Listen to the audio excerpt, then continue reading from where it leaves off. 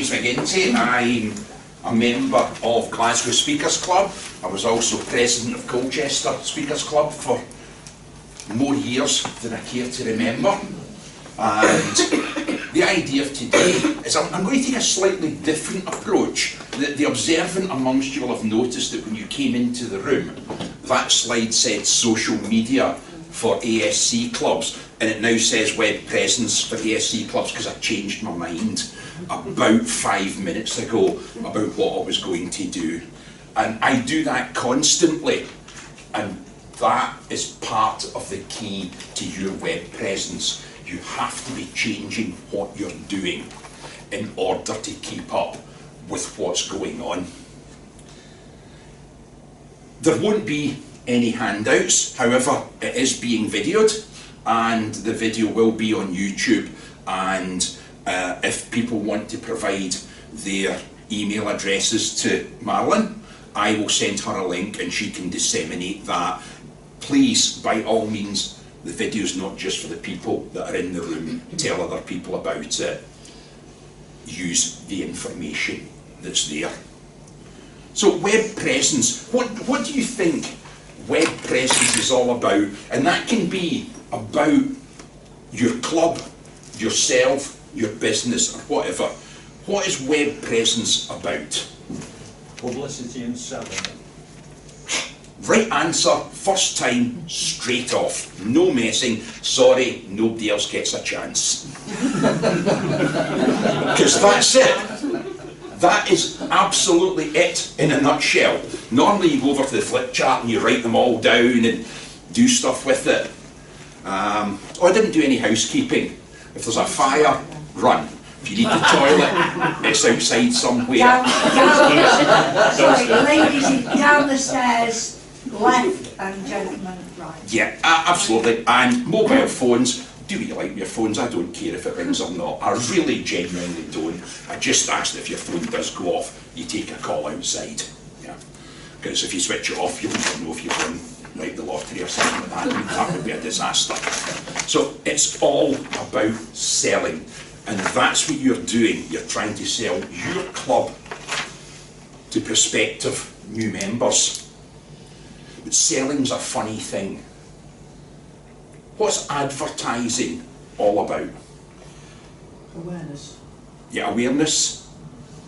Anything else? You want people to overcome their objections, so they buy from, you know, you've got to take them over them mental things to hit the buy button at the end. Yeah, absolutely. Anything else? Make people think they need this. Make people think they need it. Here's a thought. Brand new Mercedes. They decide to advertise it on the TV. How many people do you think are going to go, oh, I want that? £60,000 car. How many people are going to go, I want to go out and buy that tomorrow? A lot.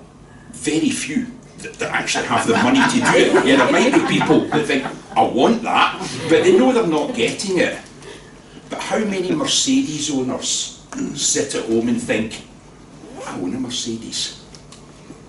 Advertising's about making people feel comfortable with what they already have and making people feel good about the stuff they've got, and they're then more likely to buy another one of the same thing. You know, when you see an advert for, I don't know, Persil, if you use Persil, you just get that tiny, oh, that's the stuff I've got, and you're more likely to buy it the next time. So your advertising, your social media, your website and so on, it is about getting new members. It is about selling, but also it's about making your members feel they've done the right thing and staying with the club. There's a lot of that that's involved here. Who do people buy from? People they like, friends, Yeah. they like. Trust. People they know. That's it. The three things, got them already. I don't know why I'm here. They buy from people they know.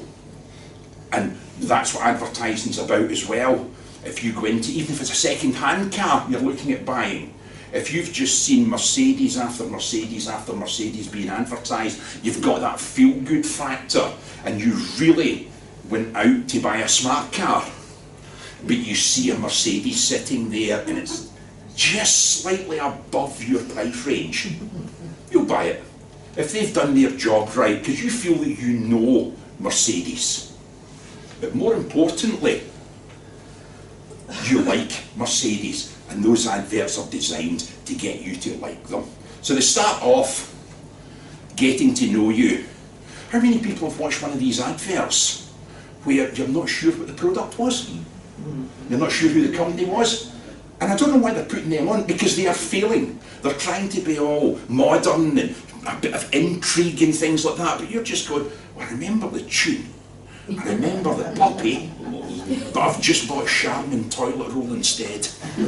Right, because they think, oh, the Andrex puppy, it's so normal that we all know what it means. Actually, we don't always, if the advert gets too clever, right, I don't know what that is, you just go and buy your normal brand. And the most important one of all is trust, and that takes a long, long time to build. And you can lose trust very, very quickly. Volkswagen car sales plummeted when they pulled one silly little stunt that actually wasn't that bad. Because most of the, in case you don't remember the scandal, basically Volkswagen were selling cars as zero-emission cars, and in order to ensure that people passed the MOT, when they did the emission test, it detected it was happening, and it retuned the engine to make sure it was zero emission. In fact, most of those cars were zero emission anyway. They didn't have to do that, but they wanted to be 100% sure. They did a silly thing, they lost trust, and their sales plummeted. So you do have to be careful. When we're on social media, we must never do anything to cause damage to the reputation. And it's really easy to do that on social media. Who's ever seen an evaluation at a club and thought, that was fine? And then the general evaluators come on at the end and contradicted something the evaluator said. Not that that would ever happen. It happens, and all of a sudden, what was a great evening is gone to a really awkward evening because somebody contradicted somebody else. That can happen in social media if people aren't properly aware. You need to have a message that goes through your website and all your social media, and as much as possible, because you can't control what each individual posts, but as much as possible, you have to be on message the whole time. So, how do you get people to know you? Any thoughts? A clue in the diagram. Connection. Networking. Networking, absolutely. I'm a firm believer that the break in most Speakers Club meetings is too short. I'm a firm believer in that. And people go, 20 minutes? We could get another speech in if we cut that to 10. But yeah, but where's the enjoyment? Where's the fun? Where's the networking? Where's the time for the long-standing members to go and speak to the guests and get a meaningful conversation going? And how many people have seen in clubs committee business being done on the run during the break? You know, the committee are going and saying, did you manage to get that for next week? Or if there's a dinner coming up, the committee end up in a huddle in the corner, all talking about stuff. You go, that's not what the club meetings are for. But they spill over, the committee meetings sometimes spill over into the club meetings. We need to network with, especially with new members, but definitely with each other, because that's how you find out about each other. And I mean, we had a brilliant NEC meeting yesterday, and one of the new district presidents just happened to mention in passing that she used to be a journalist. I've never seen anybody networked so quickly and aggressively in all my life. You know, and she's going to be writing just about everything now. But there were other people who were quickly nominated for stuff because there had been networking and people knew what their skill set was. And that's how you find out. That's how you find your new committee members. You find the people that have got the right skills by networking. And dare I say it, you find the people that you might not want the committee by networking. Yeah, the people that you want to put, like, not in the back row, but on the other side of the door, wherever possible. It happens. But social media is extended networking. You need to use your social media to actually connect with people, to make contact with people, to share stories. And stories are just where it's at. Just sharing little stories, and we'll have a look at the practical side of all this a little bit later.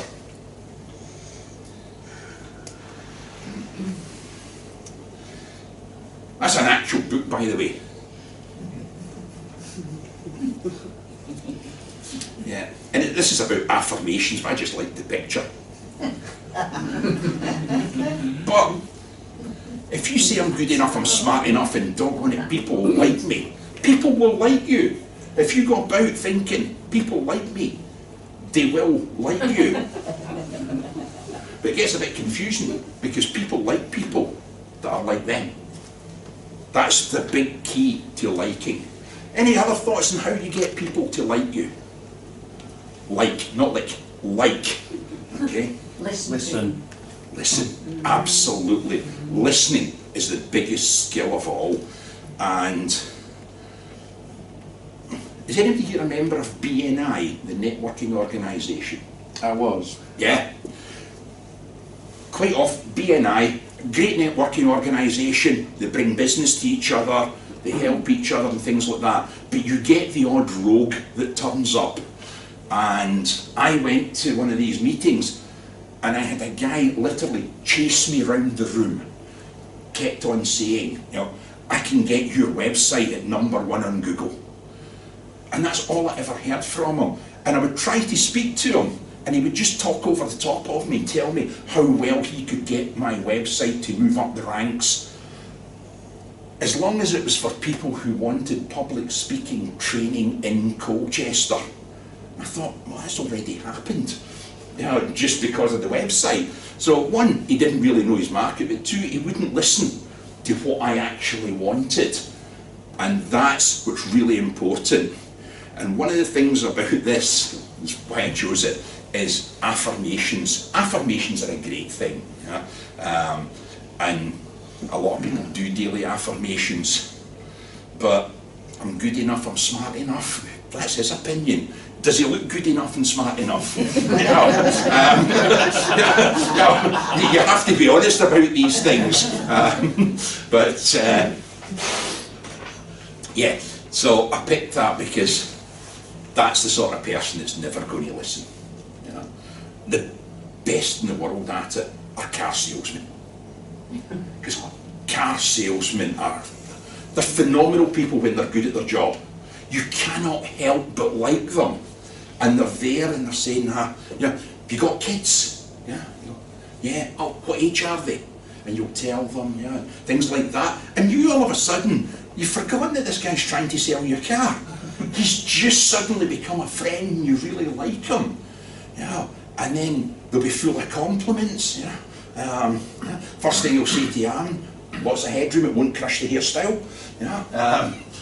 And you know, for the longer person, you know, they say, oh, and the seat goes back a long way because, you know, we don't want you getting uncomfortable on a long journey, things like that. And you're just going, yeah, this guy, I really like this guy.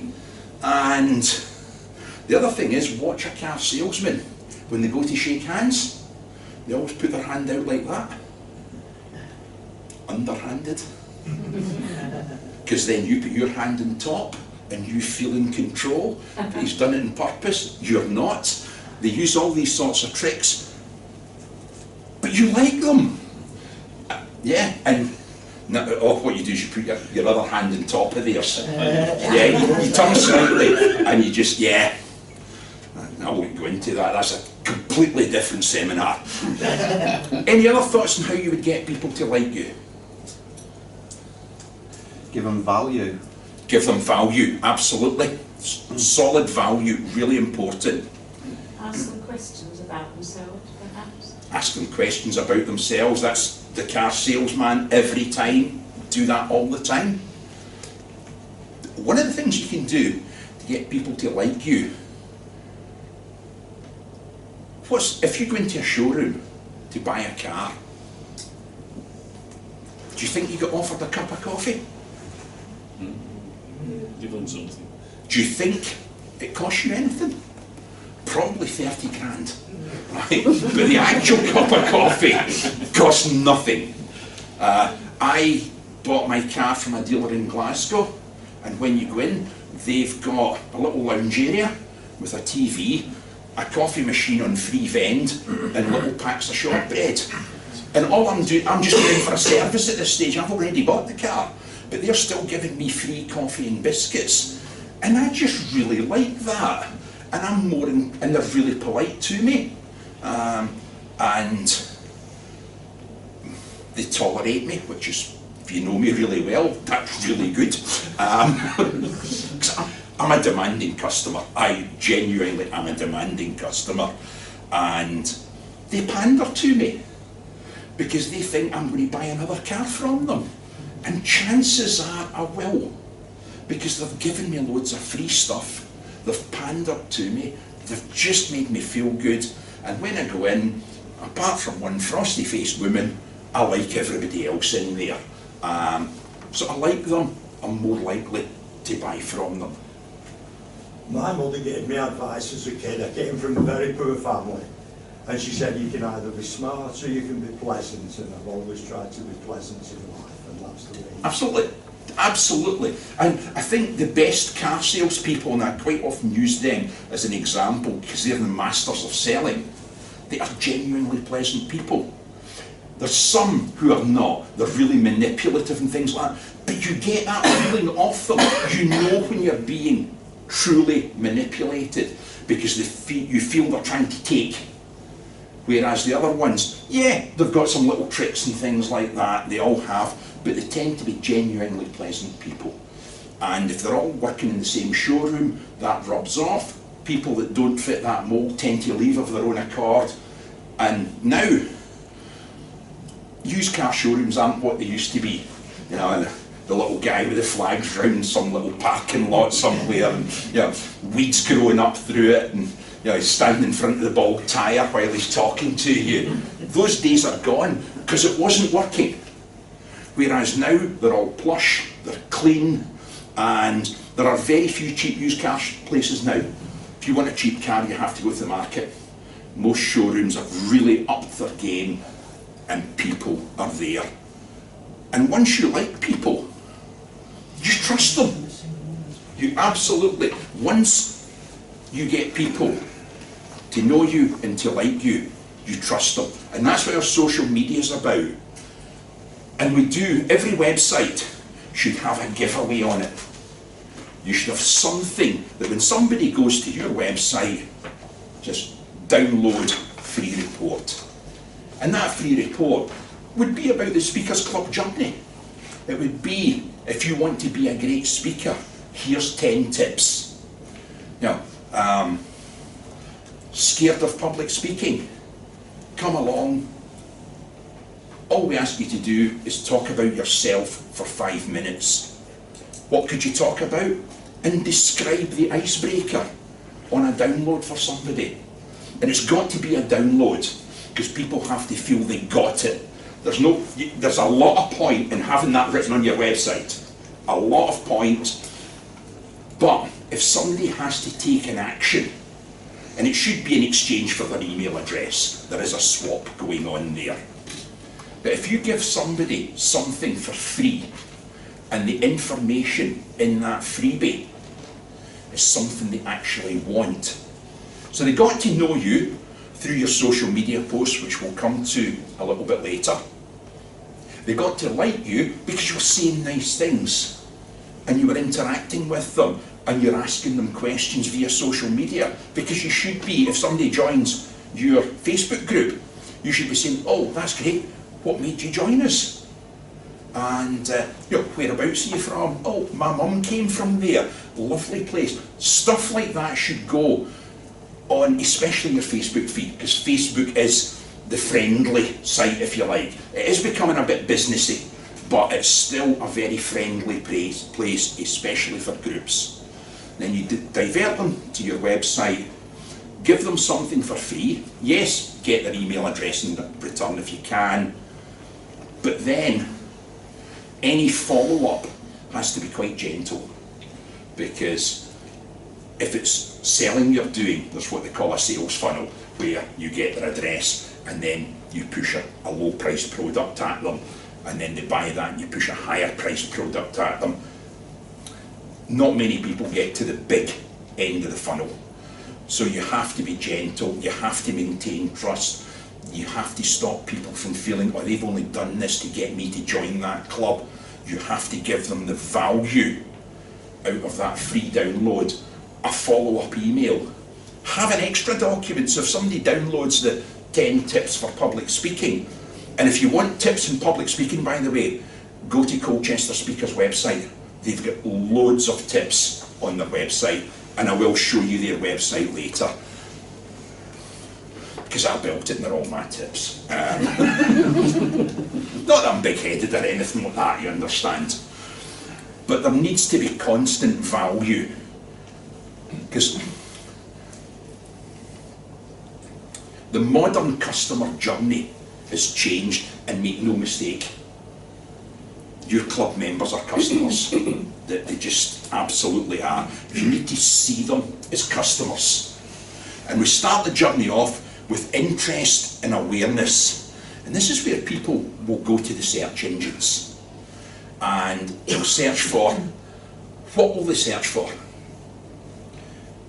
Well, they'll search on a problem. They've got a problem, you've got a solution, you need to... Absolutely right. Nobody's going to go onto the web and search for Glasgow Speakers Club.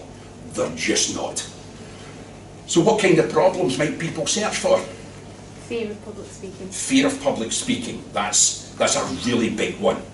What else? Business presentations. Business presentations. Wedding speeches. Wedding speeches. Lack of confidence. Lack of confidence. Writing a speech. Writing a speech, yeah, absolutely. And if you don't have those terms on your website, they won't find you. So you need to be thinking about what terms people will use. Because they'll search for just presentation skills, public speaking. Some might search for speaking club, because if somebody's been a member of a public speaking club elsewhere, or they've heard of their existence from elsewhere, then they might search for public speaking club. So when you're building your website, you need to have all these things in there. And you might put Colchester Speakers Club, a great place to come and learn about business presentations, wedding speeches, the best man speech, and just list them. Because Google, in their search engine, it's a very, very clever algorithm that they use. And they look at the name of your site, they look at the title of your page, and they check and see if the content is relevant to what you're doing. And all these terms are relevant, so you will move up the rankings. They do things like they check the background colour of your page, and they check the colour of your text. And if you've got text that's the same colour as your background page, i.e. invisible text, where people just pack keywords in there, they knock you right down the ranking if they find things like that. So pulling tricks to try and get further up the ranking actually moves you down. So basically what you're doing is you're on your website, and especially your front page, you're telling people what you do. But you want to be telling them everything you do so that it gets indexed by the Google search engines. So that's what people will do, is they will search. We've got email and text marketing, loyalty programs. It's easy to do a loyalty program, but probably more work than most speakers clubs can manage. But you can just say, sign up for our newsletter, and we'll send you a newsletter with a new public speaking tip every month. And if you use MailChimp to do that, you can be assured that you're within GDPR compliance. So, but that's probably more work than most public speaking clubs can manage. But know that it's a good tool if you've got somebody that can manage to put out a newsletter once a month saying, this is what happened at the club over the past month, and here's a tip that came out of one of our meetings. So, and there's all sorts. Don't discount newspaper, magazine and radio as methods for getting members. That's really crucial. We are talking about web presence and social media, but some clubs still get members from local newspapers. And if you've got a truly local newspaper, they've often got a little events section in it, and it's free. If somebody's offering you free space in a local newspaper, it would be silly not to take it. Yeah. And especially for the smaller communities, like the county newspaper that comes out once a week on a Friday, and has people pointing at potholes in the road saying, look at the state of our local roads, or the council haven't cut the grass in that roundabout for 6 weeks, it's a hazard, people can't see over it.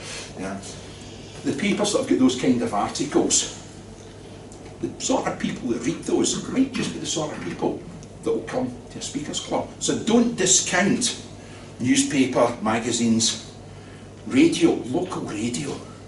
They're always crying out for people to come on. Local radio cannot get enough people to come on their shows.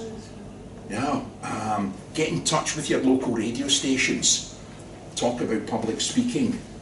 If you're brave enough, when Trump gets up and says something stupid, call your local radio station and say, I can tell Donald Trump how to be a better speaker.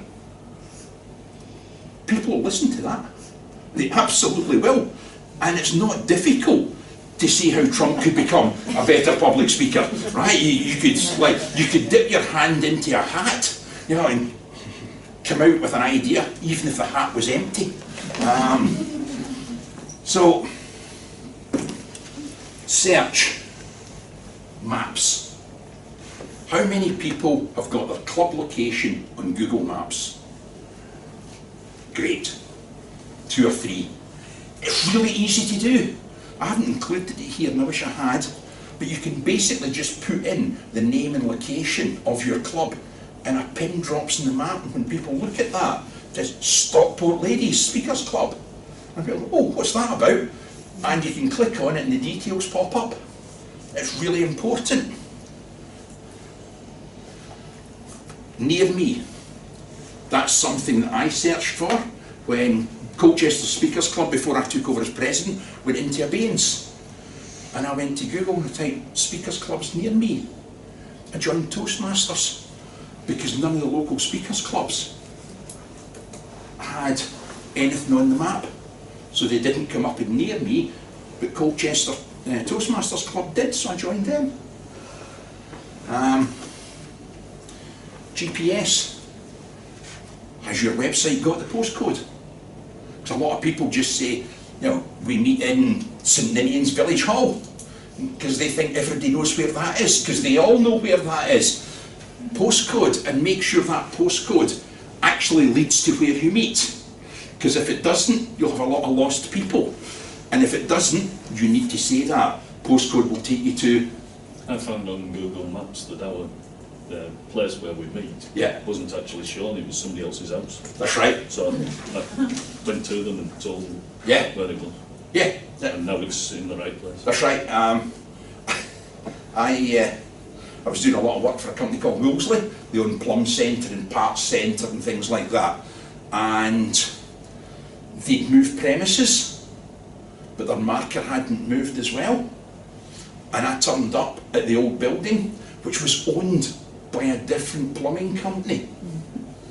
And I went in, because they own other companies, and I went, is this part of the Wolseley group? And they went, no, they're down the road. And I said, oh God, yeah. I says, the GPS took me. He says, yeah. He says, we got loads of business from that. And I went down, I went into Wolseley, and I said, do you know, your tag's in the wrong place. And they went, yeah, but we don't know how to fix it. And I went, here, let me show you how to fix that. They've been losing a fortune. But you will lose members. If people drive somewhere and they go to the wrong place, they'll just drive home and they won't come back. So you need to make your place as findable, if that's a word, as you possibly can. Is that a word? Findable? Yeah. It is It is now. Yeah. Can somebody check the dictionary? If it's not in, it's mine. I should talk about that. I read a quote somewhere. It's my favourite quote of all time. And it says, if you've tried everything and it still doesn't work, one of the things you've tried must be wrong. And I used that as a quote on a website once upon a long ago. And then I took it away. And I was going to use it in a speech. And I thought I need to attribute that. So I went and searched it, and it's attributed to me. So whoever said it originally, I've wiped out their presence, and if you search for that now, it says it was me. Stolen fame, the very best kind, because you don't have to work for it. Research. Research. People come on the web to do research all the time. Universities, colleges have all got people that have to give presentations now. My wife's grandson did a 4-year course in marine engineering. His last exam was a 20-minute presentation. And, well, he just came straight to me because he knows what I do. But people are going to search, I think you said it earlier, writing a speech, writing a presentation, delivering a presentation. You need to have blogs, articles, reviews. Some speakers clubs are really quite brave, and they will review speeches that politicians have given. They said, I noticed, who was it? He'd obviously been for training somewhere, really bad training. Was it Michael Gove? Or Gove? And he'd obviously been told about the stance.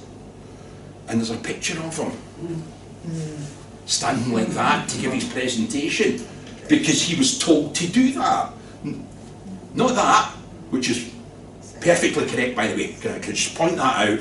Perfect stance, never get it wrong. Anyway, but yeah, so you see that and you say, just on your website, I noticed Michael Gove gave a speech the other day, and while he did have a solid stance, perhaps it was a little wide and made him less of the imposing figure that he wanted to be for that speech. And you just like a little review. Put Michael Gove's name in there. You're doing nothing wrong because you're reviewing Michael Gove's speech. Other people might go on the web and think, because you know, sometimes, who are big regular Facebook users?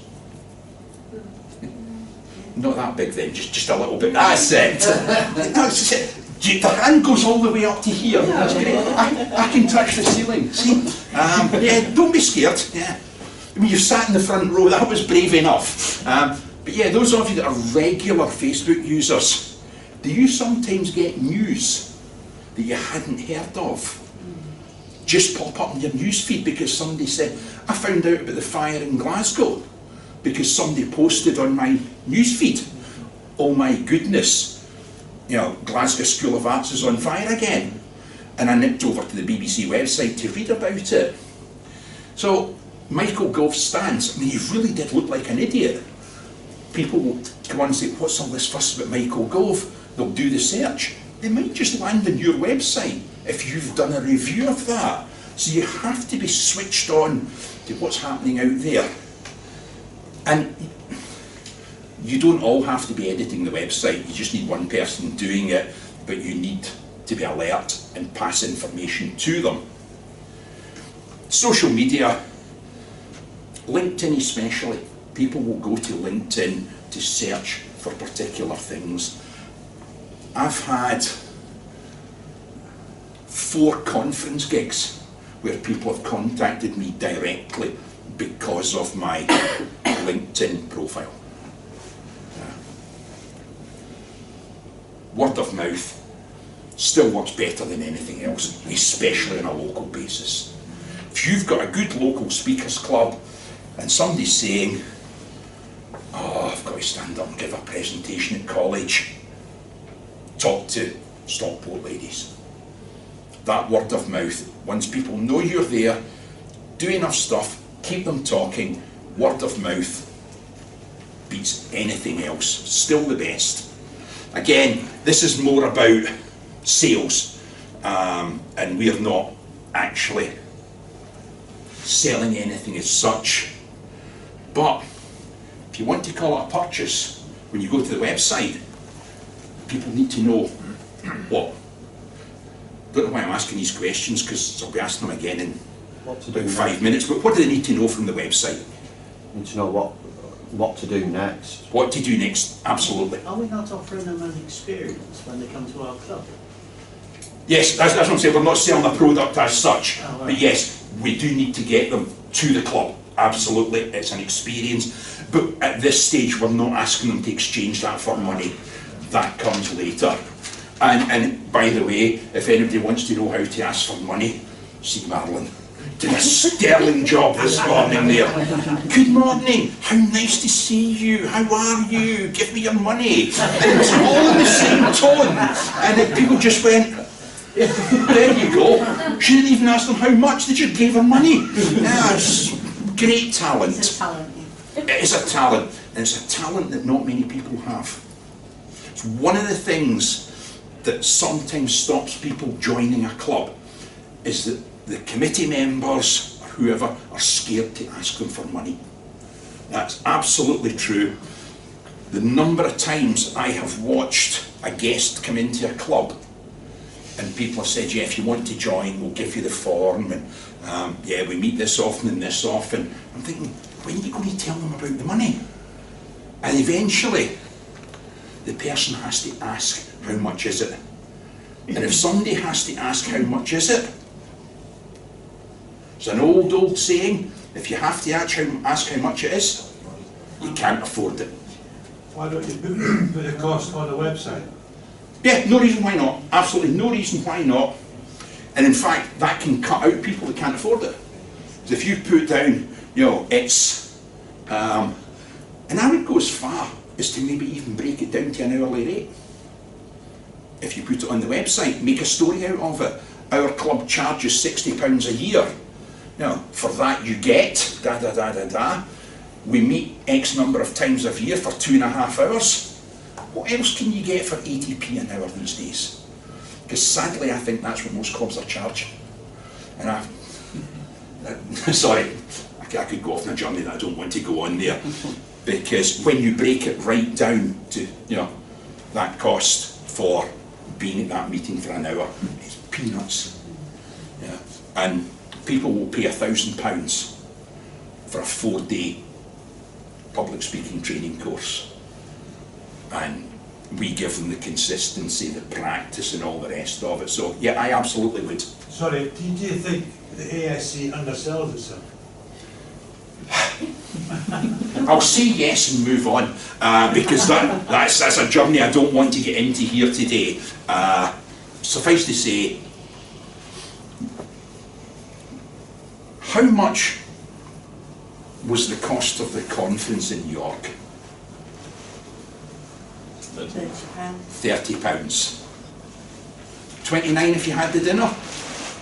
60 quid. And the accommodation. 60 quid for a 3-day conference with 3 quality speech contests, some seminars that may have got cut a bit short because of the AGM overrunning ever so slightly, and I'm going to the Professional Speaking Association conference in October. It's £500 for a 3-day conference. Okay, we get one more meal and a lunch, but it's £500. It's almost sold out, and it's in October. So the ESC underselling themselves, you decide. There are other issues there that this is not the platform to go into on, what I do have to say is, it's a bargain.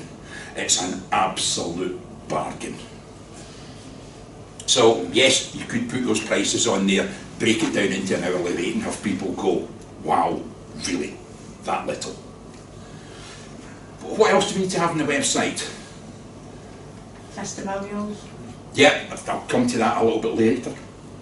Bear that word in mind. It's a really important word, testimonials. Date, time and place. Right. I've seen websites without it. Right. It's got a phone number. What's the point? Yeah. Phone Tony. Now, Tony doesn't want to take 20 calls saying, yes, in St Ninian's Church Hall at 7 o'clock on the second Tuesday of the month, except when the moon's full. Yeah. Oh yeah, there's clubs out there that sometimes have 3 meetings in a month. Yeah. Your programme then. Would you have your Yeah, absolutely. You can put your agenda on there, put all sorts on there, but absolutely crucial, date, time, place of every meeting. Get your calendar on there for at least 6 months, if not the whole year, because if people go up there and they go, it's on Tuesday, and they've arrived there on the Tuesday morning, they go, I can't make that. They go away, and they don't come back. So, yeah, date, time, place of every meeting, they go, oh, it's every fortnight, I'll get to the next one. Yeah. Can I just ask you, going right back to the beginning there, Yeah. interest and awareness, how things like businesses, you know, or people like, I don't know, Rotary Club, people where they have to make presentations, how could you raise awareness with those kind of groups, other than... It really is about the script on your website. Right. Yeah. And having business presentations. You could say, are you about to become the president of your local Lions Club, your Rotary Lions Club? That'd be a great association, wouldn't it? The Association of Lion Cubs. Yeah, oh yeah, I like that. Yeah, so you could mention them by name, you know, and just say, you know, do you have to get up and speak at your local Women's Institute? Learn how to do it better at, and that's in your front page script, because that's the first place the Google search engines look. But yeah, and don't be scared to mention other organisations. One of the things I think we do badly is leaving in this word public speaking, because I spoke to somebody about a speakers club and she said, I don't do speakers clubs, so she knew nothing about them. Whereas I think we should get away from the word public speaking and put something like speaking to an audience, small or large. That should all be in there. Yeah, and personally I would be more inclined to be searching for presentation skills. But it might be that a lot of people, because public speaking is a phrase that's it's kind of unique to speakers clubs in some ways, but it's something that's in the public domain, and quite often what people will do is they might not be looking for public speaking, but they might be looking for speaking in public. They think that speakers who are going out, motivational speakers, and of course that's not what we're in the main about. It's absolutely not. However, that's another thing you could add to that copy. Are you a sportsman about to retire who wants to go in the public speaking circuit?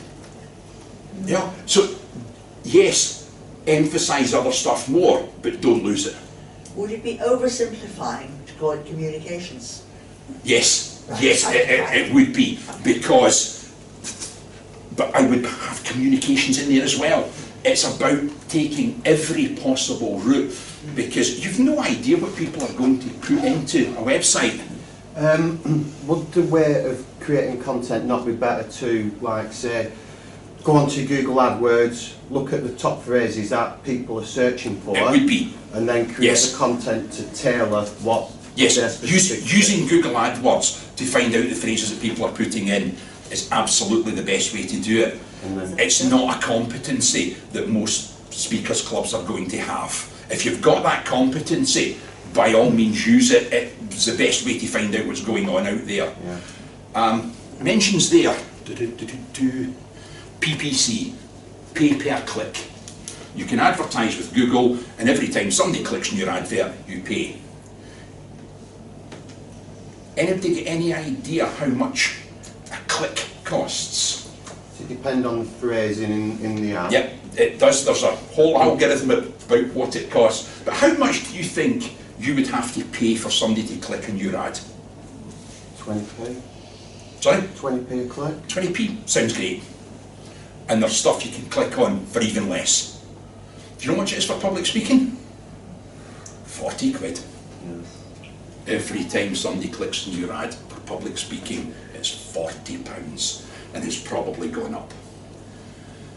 Because there are several businesses in the UK that charge £4,000–5,000 to train people to become motivational speakers, sales speakers, and they're competing with each other. And when people compete over a keyword, the cost goes up, and it's about 40 quid for public speaking. So, yeah, that's why I didn't even mention pay-per-click. We can't afford it. We've been taken out of the market. So yes, I take the points about communication, about public speaking, things like that. You need to have it all in the mix, or you're missing people. And it's about writing decent copy that actually says what we do. And it is as simple as saying, this is what we do. Experience. This is what I was saying about advertising earlier. The Mercedes ad, if you own a Mercedes, your post experience is, I've got a Mercedes. I feel good. It's a 1992 Mercedes. The seats are all chewed up. Now the wing mirrors are falling off, but I've got a Mercedes, and they're advertising and making me feel good. Post-purchase expectations versus reality. You need to make sure that if somebody joins your club, the experience they get was the one that you said they would get. That's really, really important. Social posts, writing reviews, blogs, we're back to the research. It's the same stuff, because people will look for that at different points. One of the biggest sites in the world at the moment is, I've forgotten its name. What is it about reviews, experiences? TripAdvisor. Who's ever gone in TripAdvisor and read some of those reviews? Call this a 5-star hotel? Call this it's the worst experience I've had in my whole life. This is absolutely dreadful. When I got up to my room, one of the towels was incorrectly folded. Yeah, and for some people, if anybody know how much it costs to stay in the Shard, in the hotel in the Shard? Oh yeah, it's about £800 a night, yeah. £800 a night. I want my towels folded correctly. I want somebody to make my spare towel into an elephant on my bed with a wee chocolate on its head. And I want, if I'm there with someone else, shall we say, I want to see a little heart-shaped chocolate in my pillow at night. Because if I'm paying £800, that's what I want. I wasn't paying £800 a night to stay here the past 2 nights, so I didn't get that service. But I've got no complaints. This was a good hotel, everything happened, it happened well, and the experience matches the price. But for £20, I could have had the luxury experience. And did you notice that when you came in? There's a big banner that says upgrade to our 3rd floor rooms for only £20. We'll pamper you and make it luxurious. Let's not go making promises like that in the speakers clubs, because we do one thing and we do it well. We don't need add-ons or anything like that. We've got our contest add-ons if that suits people. Some clubs do a debate add-on, things like that. But our core activity has to match what it was we said people would get, and that's really important. So you need to look at your club, and if you think your club's delivering a good product, advertise that product through your website, your social media, and so on. If your club is not delivering a good product, and sadly, as numbers dwindle, it's impossible to deliver that product. If you drop below 8 members, in my opinion, you cannot deliver a good product unless you change things. I turned up for a meeting at Colchester Club one night. I was the only person that turned up. Wasn't a great meeting, but I won Best Speaker Award. I may even have written that on the website. I also won Best Evaluator. But he didn't do table topics because I knew what was coming. So there's no point. But I turned up one night and there was two of us and we decided to have a meeting. And we both left that meeting with a huge amount of value, because I was able to sit with a person that was quite new to the club and find out what she actually wanted from it. But I learned some of the skills that she had at the same time. And we ended up designing a new website between the two of us. And was it Aberdeen, I think? I got the trophy for the most improved club, you know, the biggest amount of new members. Turned that club into nothing to a really successful club, because when we had those small member numbers, we changed the experience. And that's one of the issues with lots of clubs, is they are still trying to do what they used to do, but without the numbers to do it. So they need to take a look at that and change it around and advertise that product. And be honest, you know, we're a growing club that needs new members to achieve our goals of producing better speakers, better leaders, whatever that mission is. But the experience has to match the awareness that people came with. Do you think, I mean, before you get to the experience, yeah, if you go along to it, yeah, it's the welcome. Absolutely. Absolutely. I think that's that's one of the key issues. Yeah. The welcome. I know clubs where they have one person who's the welcomer. Yeah. And they talk to the person. But nobody else speaks to them. The welcomer is fantastic until so go and find a seat. Yeah. And they go, and they go and they sit over here. Yeah. And that's them for the rest of the night. They're not coming back, are they? Exactly, yeah. Yeah. So before the experience, I think you've got to get the welcome. As I said earlier, I'm a member of Toastmasters as well, and we had a failing club in Glasgow, and I worked with the club, and it's become a success again. And one of the things that I implemented was the buddy system. Now, we do have two people that are designated as welcomers, but everybody's made aware that they have to join in. But there's a buddy system, and they always sit someone with an experienced member when they're new, and they just converse with them and talk to them and explain what the programme's about. Because have you ever seen a new member pick up the programme for the evening and go, it's alien, it could be in a different language. But yeah, we do that really badly in most clubs, we really do. The welcome is vital.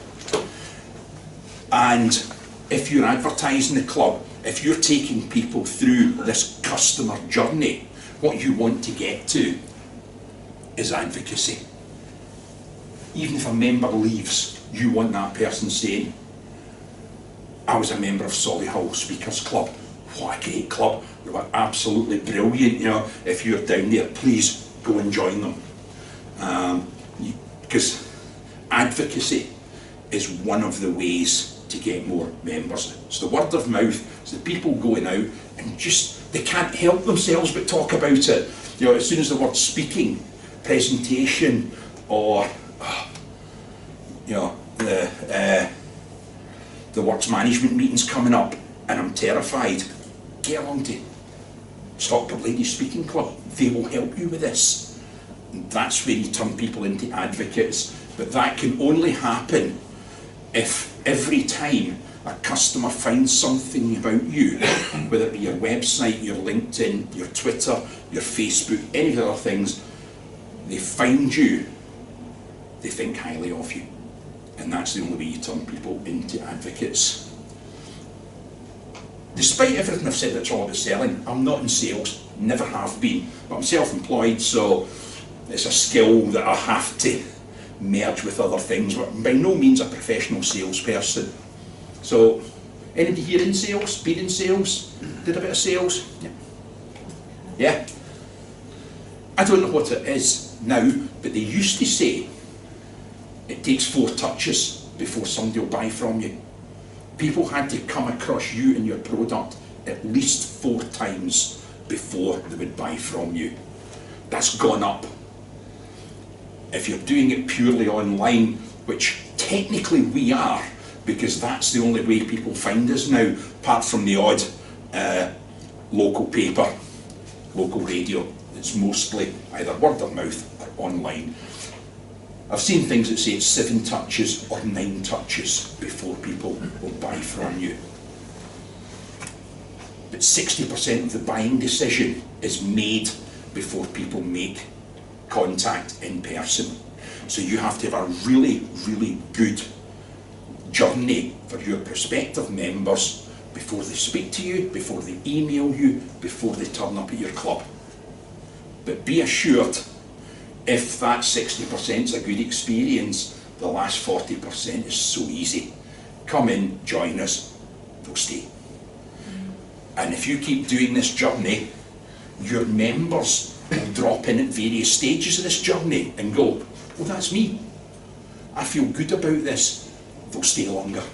So it's not just about new members, although it looks that way, it will improve member retention.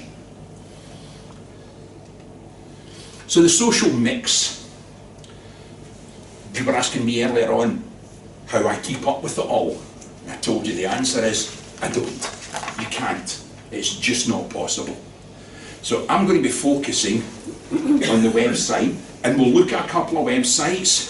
If anybody wants to go to their website, just shout out the URL, we'll have a look.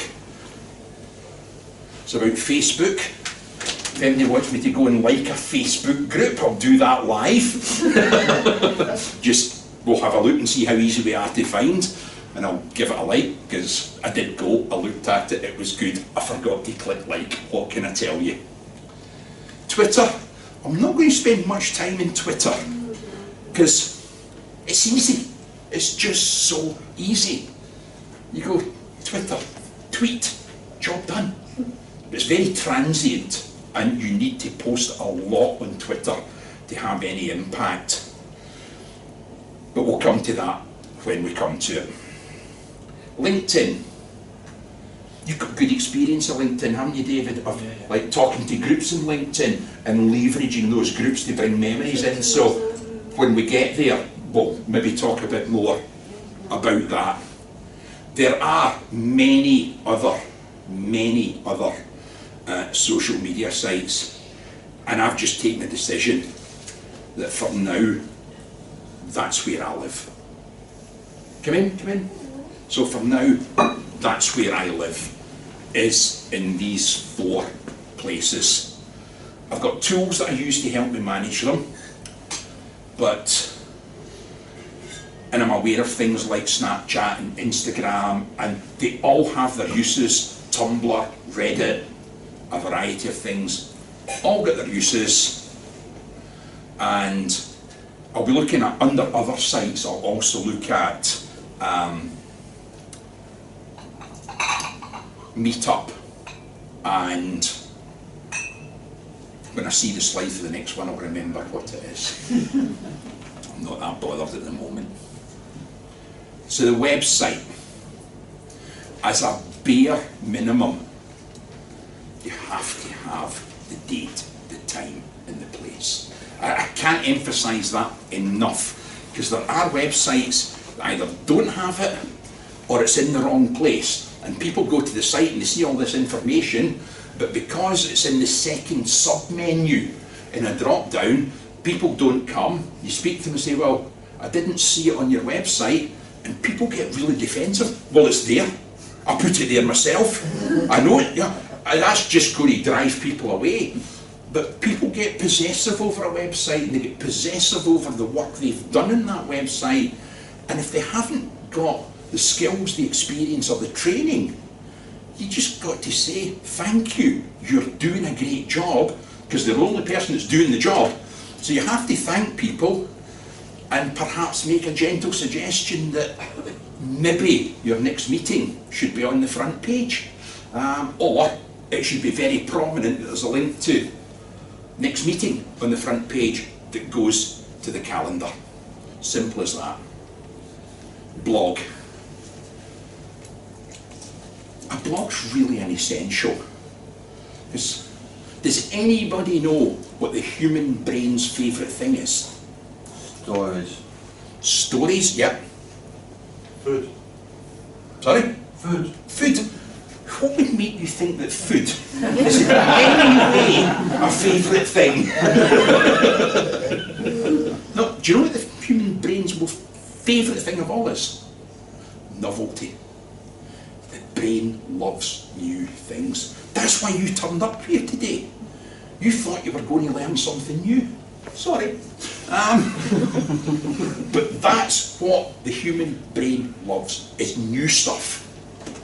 It just craves new experience and new information. That's what a blog does. Because do you know what else craves new information and new experiences? The Google search engine. If it goes to your website and says, oh, that's the same as it was the last time I looked, it just drops you down the ranking a little bit. Because it's found other sites that have got new stuff and it pushed them up the ranking. So you will just gradually drift to the bottom if you don't change your website. You will get lower and lower and lower down the rankings. Is on your website, have you got a heading called blog? Yes. Or you have a specific heading called Yes. blog? Yes. Right.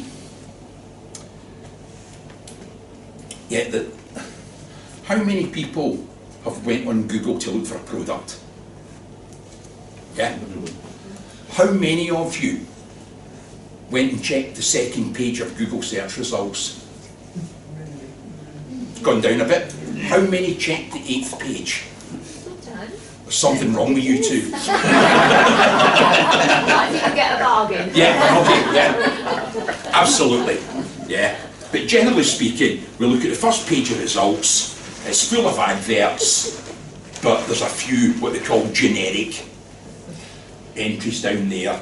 We might go to page 2 and look at those, but unless you're a cheapskate looking for a bargain, we don't go much further than the second page. So if your website, because it's not changing, hits the 3rd page of Google, nobody's going to click on it.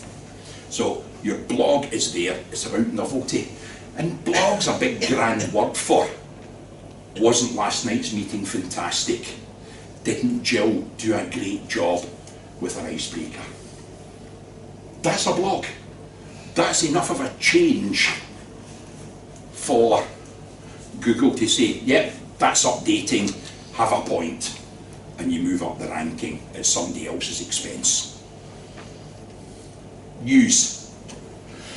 We don't leverage news enough on our websites. You should have a news page, but big news should be on the front page.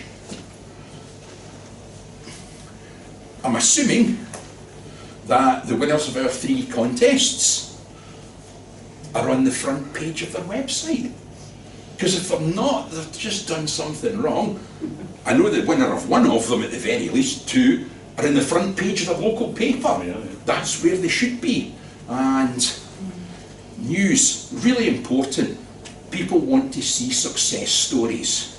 And if the news is simply that you got on a radio show to talk about Michael Gove and his wonderful stance, that's news, that you were on the news. So you put that in there. News, really important, and you distinguish the two. The blog's about interesting stuff that's in line with your club mission and what the club's actually doing. News is about the big things that happened out of the ordinary, so you need to have that as well. And links back to your social media. You need a link to your Facebook page or your Facebook. You want a little Twitter handle there so that people know who they can follow. You want your Facebook icons, your LinkedIn page, stuff like that. And useful information. Really, and this, again, this could be the freebie that you give people. for giving you their email address. But you want 10 tips on public speaking. Yeah. How to make better eye contact. How to use your voice. Anybody get any idea where I'm getting these things from? You've got a speaker's guide. Yeah. It's on their website as well. The people that come here are going to be using the speaker's guide. So take the speaker's guide and take some tips out of them and put them on your website, because people are lazy. I can't remember the last time I opened the speaker's guide. But I look at public speaking tips online almost every day. I just crave information that will help me get better. I know you think that's almost impossible, but you know, I've got room for improvement. So you want all this, but that is just vital: date, time and place, and it needs to be prominent. Your blog, it really needs to change once a month. If you're meeting fortnightly, you should blog after every meeting. It doesn't take long. I made a decision while I was eating breakfast this morning that I would show you live how to add a blog to a website. So I'm going to add a blog to my own website after the break. I made that decision over breakfast this morning, and the blog's already written and got a photograph to associate with it. It took me no time at all. And that's not a task that should fall to the webmaster. That's a task that falls to everybody. One of the clubs I was a member of, we had a meeting role of scribe, and the scribe's job was just to take some notes at the meeting and turn it into a blog post. And people took it in turns. It's not suited for everybody. There was about 6 of us that would take a turn each, and then it was sent to the webmaster. So the words were there was a picture there, and the webmaster just went copy, paste, publish. Takes 5 minutes. It's not an onerous task, as you'll see when I do it. So I'm going to look at Colchester's website, and then I'm going to show you how to add a blog to a WordPress site, and then we'll take a look at any websites that people want to look at. But in the meantime, coffee. Right. What's the first thing you notice? Yeah, it's got a really nice picture there, and the heading is designed to lead you into the picture, and it gives you a really pleasant experience the second you hit that website. It's got nothing to do with the content or anything like that. It just looks nice. And then the next thing is, they've got the latest news, which unfortunately is from the 13th of February. So I'm quite sure they could have updated that a bit. And then there's a line further down that says 18th of March, so strange. Yeah, no, that's not strange, because it says he will. Yeah, but it is out of date. But they've got lots of news. And then they've got, on Tuesday the 13th, we're hosting it, come and see some inspirational speaking. So they've got the basics there, they've got pictures. It's maybe getting a bit long now, that front page, so they need to balance that an awful lot better. That's right, because right down at the bottom of that page is where it's got the meetings, it's got the address, and you'll notice that there's an explanation on the address there. 107 High Street, Conservative Club, but the entrance is in Maidenborough Street, because that's always been the address of the Colchester Conservative Club, but they remodelled a shop that was on the same corner and took away their front door, and now you have to go into a different street to get in, but the address never changed. So if there's something that's going to stop people finding you easily, explain the address. James, I can't see any reference on the front page of belonging to the Association of Speakers Clubs. Yeah, correct. The logo. And yeah, that's absolutely correct. Yeah. And it absolutely should be there. Yeah. It should be it should have the ASC logo at the very least. It should also, and this is one of the things I was going to mention, it should also have links to all the other clubs in the East area. You should have links to every other club in your area, on your website, because you may not be the closest club, but people find your site and it directs them to another club. But there should also be a link to the association website, and I think they took it off because the association website changed.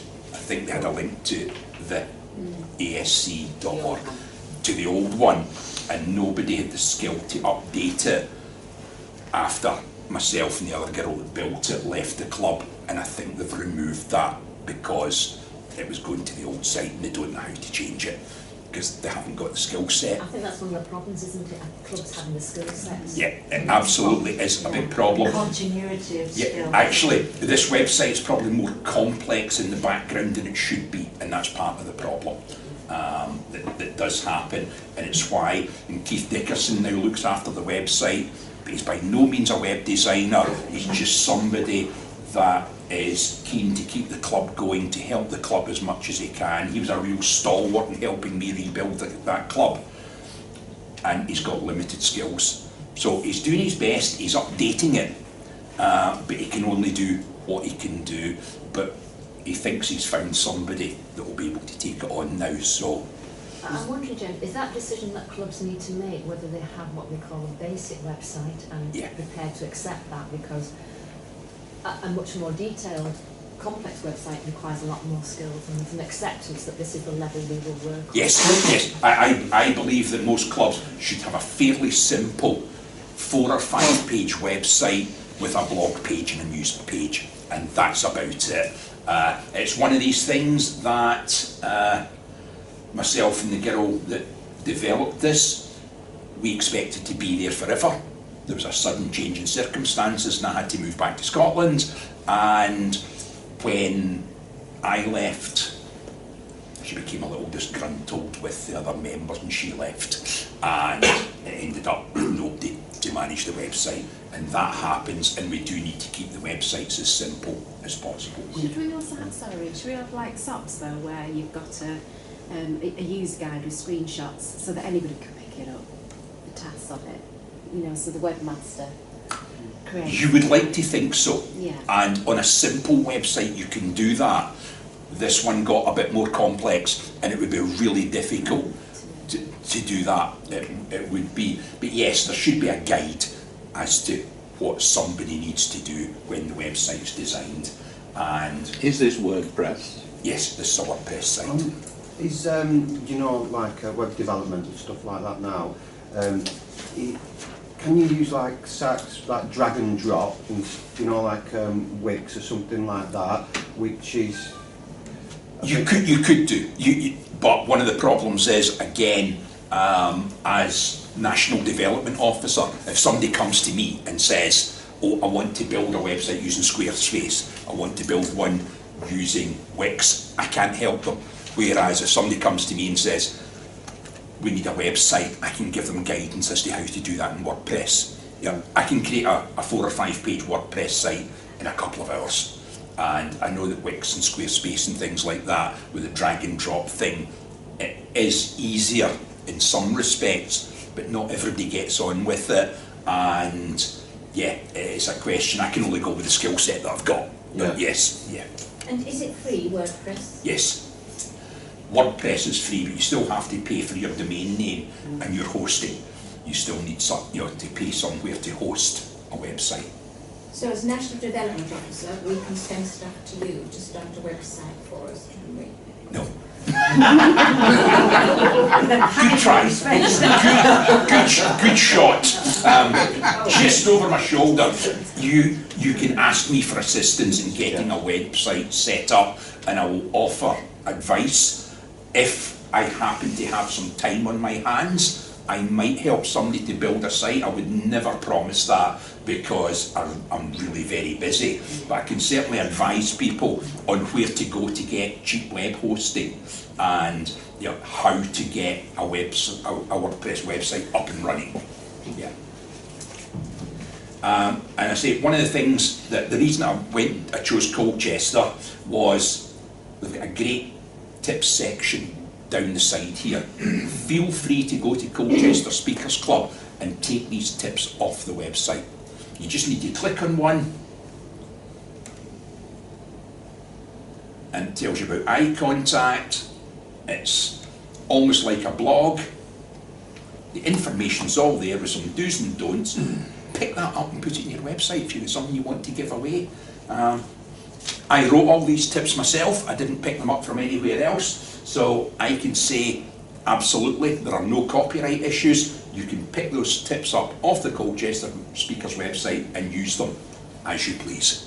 If it's got the ASC logo on other websites as well, is there a copyright issue? Can any club can use the ASC logo? Any club can? Yeah.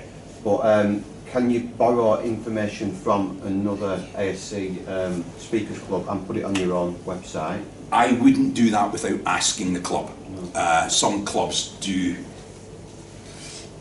get a little bit miffed if you do things without asking, and it's just a common courtesy. If you see something on a website and you like it, just get in touch with them and say, I really like that, is it okay if I have it?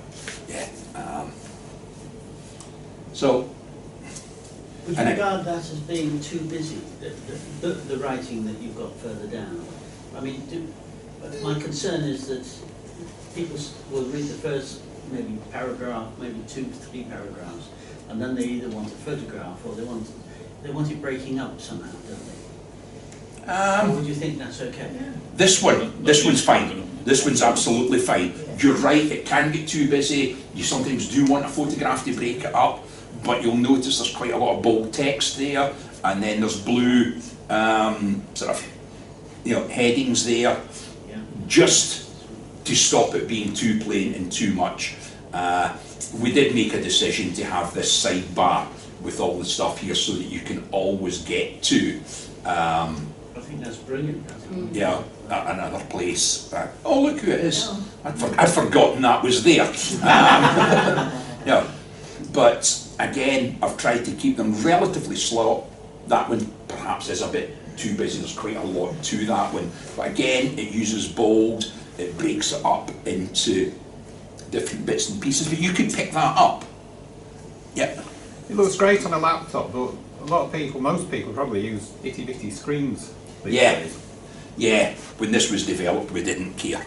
My own website, I'll come to that in a moment, has been designed with mobile phones in use. This one hasn't. It is a bit elderly. It does need picked up. But you could pick this up and use that as a giveaway. And say, if you want to know how to use visual aids in a speech, pop your email address in here and we'll send you a copy. They haven't done this on here, but where and when to find us in 2018. They've got all their dates there, and they'll do the other ones later. Tells you a bit about the venue, and look at that. Doesn't that make you feel comfy when you get to that building and you've seen a picture of the door? Right, because the number of times I've turned up at a building and gone, is this the right place? If it's a church hall, I've stood outside the wrong door in a church hall, because everybody knows you go round the back, up the stairs, along a bit, up another set of stairs, and that's the door. What were you doing standing in those big double doors that said entrance? Have the doors open, subliminal message. Yeah, absolutely, yeah. And you'll see that we've taken a picture of the road sign, because it is a little narrow lane. So people get that information. They get the map with the pin on it. They're told where they can park, because parking in Colchester's a nightmare. But you're told where you can park, and they've highlighted 1, 2, 3, 4, 5 places that you can park on that map. And says how much it'll cost. Yeah. Yeah, if all else fails, it'll cost you 50p. Yeah. Yeah. So stuff like that to put on the website that just makes that journey so much easier for people to get there and get into the meeting. I don't know who I did that on. I do not know who I did that smiley face on, but it just doesn't fit with the rest of the website. There's nothing wrong with it, but it doesn't gel with the rest of the website.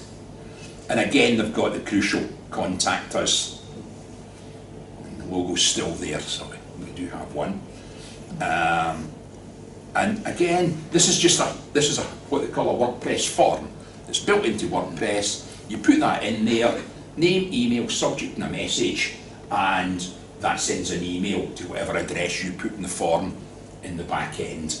And you can do the same on another page. If you've got a giveaway, you just put a form up and say, fill in your email address here and we'll send you something. And you can do that live if you know what you're doing with your mail provider or with MailChimp. You can have it linked to that and it will automatically send a copy, or you can just get the email address, personalise it and say, thanks very much for getting in touch. Here's the report we promised you. The personal touch is much better, and we probably maybe 2 inquiries a month through this website. Or we used to, I don't know how many they get now because I don't get email anymore. But 2 or 3, 2 or 3 a month, you can handle that manually. Whereas if you're getting 3 or 4 a day, that becomes a pain in the backside, so you need to automate it. Not particularly difficult, but not necessarily in the remit of your average club webmaster. So that's a reasonably good website. Just go to my website and hope the video doesn't play.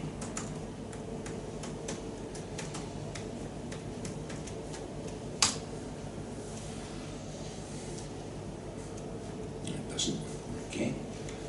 And again, I've done the same sort of thing, bit of information in the front page. I've split it slightly differently, but you can find out exactly what I do by going to the front page of the website.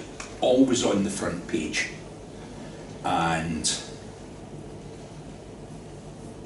down at the bottom, get my newsletter here. That's a form that I just copied and pasted basically from MailChimp. And if somebody goes in there, MailChimp drops a report onto that and they get a freebie for doing that. And it's all on the front page without being too busy. And this one is optimised for mobile phones. It comes up looking very different to that. And you'll see there, I've forgotten about that. That's not on this page, never mind. But you'll see, you were asking, is there, earlier on you asked about, is there a specific thing called blog? Yes, there is. And that shows my last 3 blogs. Okay. You don't do it very often, do you? I have deliberately stopped doing it for a while, for a variety of reasons, but actually it was a deliberate, conscious decision to stop doing it. And I started blogging on LinkedIn instead. And I'm changing slightly what I do, and you have to let things die a bit because people will still find that as the up-to-date information that's on there, and I don't want to be seen as doing that. And I'm about to launch into a new venture, so I'm just about to start rebuilding it, but with a different focus, because it is one of the things, once you put stuff on the web, it's there forever. Yeah.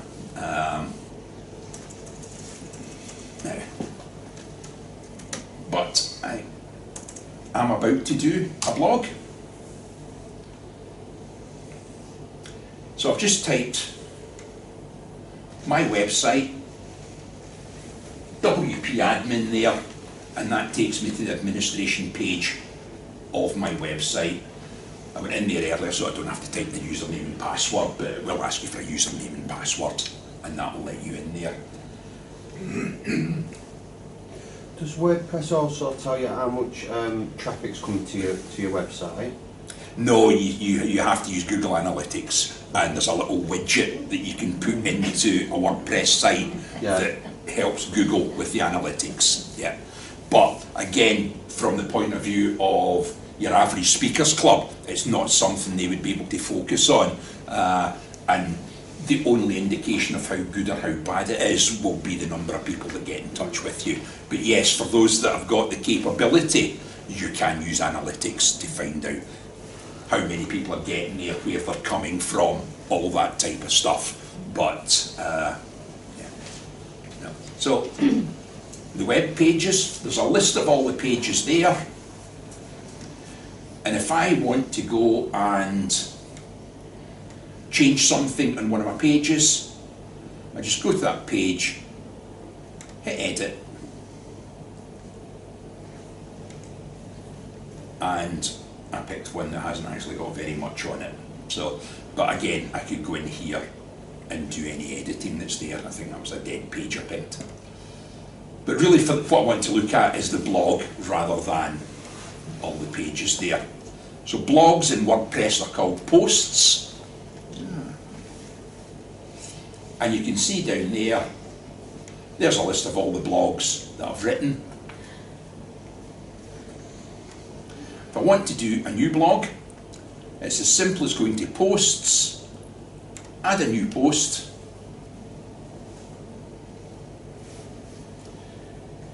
and I'm going to type the information in there.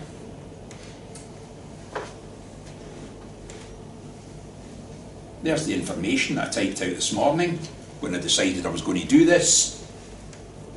Copy it. Something went wrong there. So I hate using a laptop without a keypad, without a keyboard.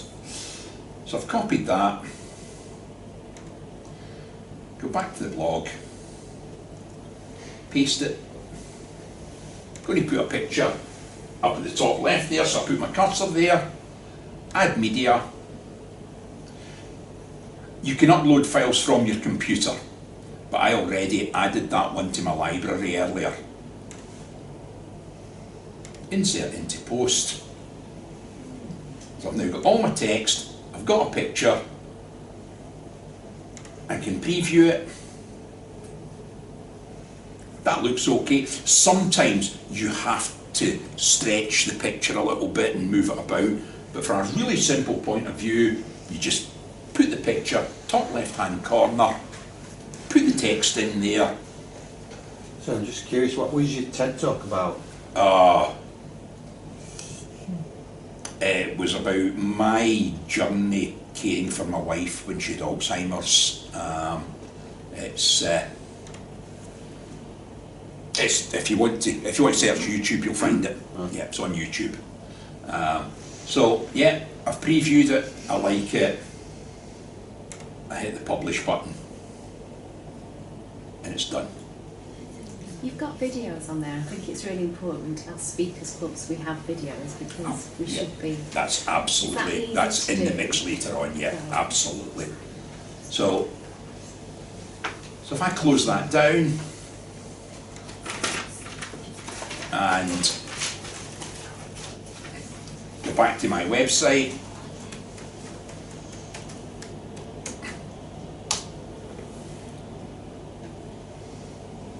and go to blog,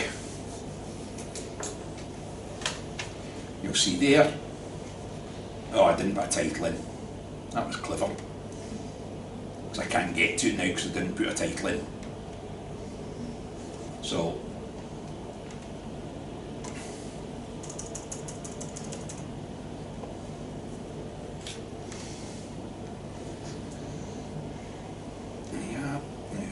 go into posts. Yeah, find the one I just did. No title, bit of a clue. Edit.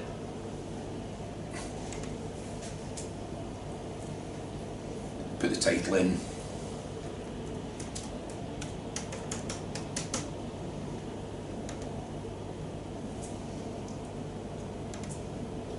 Update it. So you can go in and just edit words and update it in exactly the same fashion.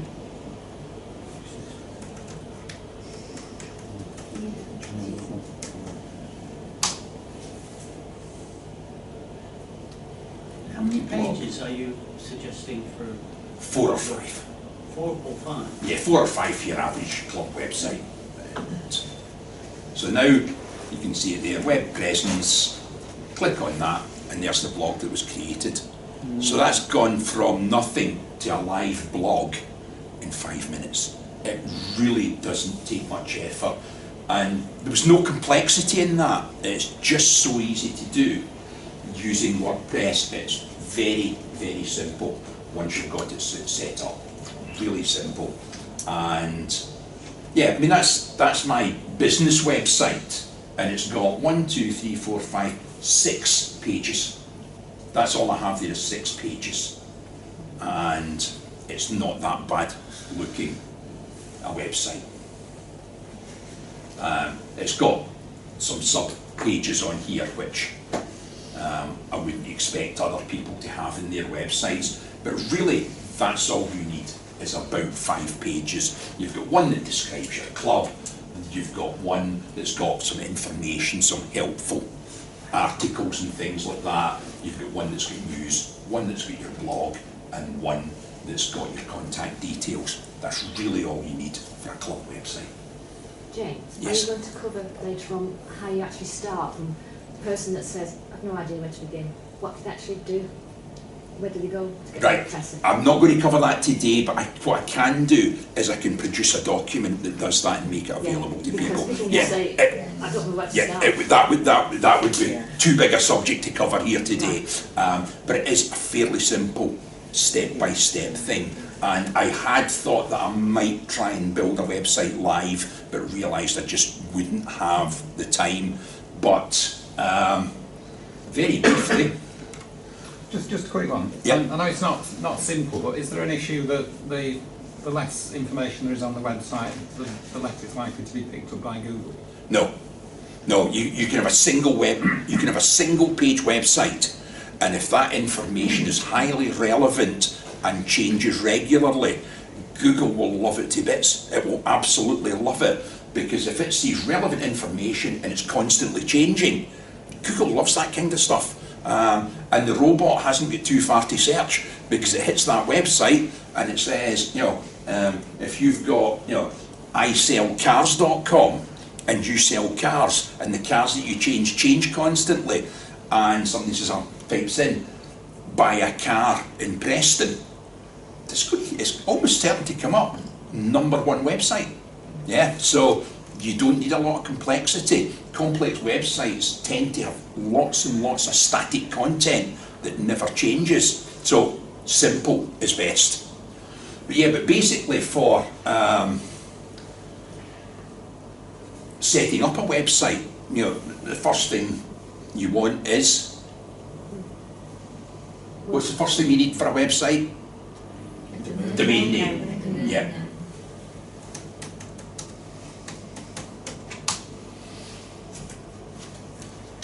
Yeah, so, yeah, GoDaddy is one of the best.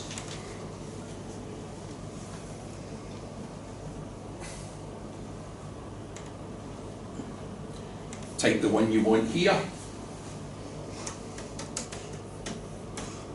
And also there will be like countless videos on YouTube that walk through step-by-step process. Yeah. All this stuff. Technically, that should be your domain name in the UK. It should finish in .org.uk. Colchester Speakers Club finishes in just .org because somebody offered us free hosting, but it became very, very difficult for us to update the website. He wouldn't let us have our own username and password, and he did all the updating for us, and sometimes he was busy. So we decided to just do a completely fresh website and leave it alone. He wouldn't give us the domain name back, so we ended up with colchesterspeakers.org. But it's an organisation, it's in the UK, so it should end in .org.uk. Doesn't have to. National site. Yeah. Again, .co is for companies, so, but it makes no difference. It's about findability, but .org.uk is technically the correct suffix for an organisation in the UK. The national doesn't have it though, does it? It's just .uk, doesn't it? Yeah. Speakersclubs.uk. Yeah, that's probably because speakersclubs.org.uk is owned by someone else. I think it might have been, It's owned by Toastmasters. I happen to know it's owned by Toastmasters, and I happen to know who got it for Toastmasters. Jane. You snooze, you lose. Yes. Yeah. So you go in there, you search, it's there, and although it said 99p, oh yeah, they're offering that one for 99p as well, but you can see it's normally £9.99 a year. So that's a budget the club has to make. It's £10 a year just for the domain name. If I were to buy that, they would then tell me about hosting, because you have to buy hosting as well. And prices vary from as little as £1.99 a month up to about £10 a month. So you do need to have a budget there. But yeah, so it says it's available. It's put it in my cart. Continue to cart.